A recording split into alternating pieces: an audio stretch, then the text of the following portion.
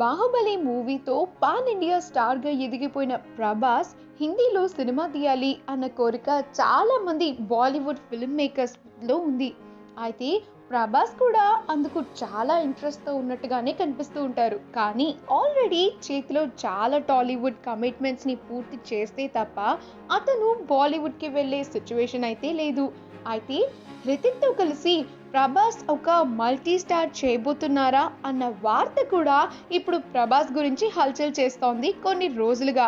అది నిజమయ్యే రోజు దగ్గర పడిపోయినట్టుగా ఇప్పుడు చాలా బలంగా వార్తలైతే వినిపిస్తున్నాయి.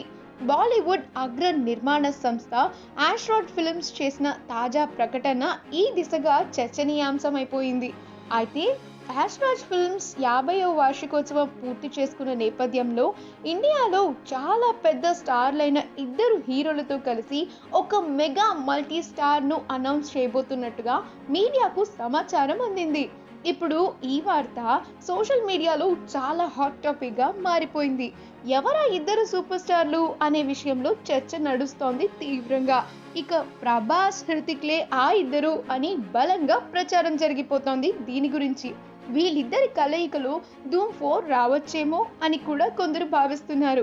దీనిపైన అంతకంతకు ఉత్కంఠ అయితే చాలా పెరిగిపోతోంది.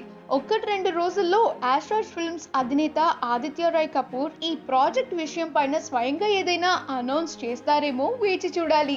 మరి ఈ వీడియో కనుక మీకు నచ్చినట్లయితే మీ అభిప్రాయాన్ని కమెంట్స్ ద్వారా మాకు తెలియజేయండి. మా ఛానల్ని సబ్స్క్రైబ్ చేయటం మర్చిపోకండి.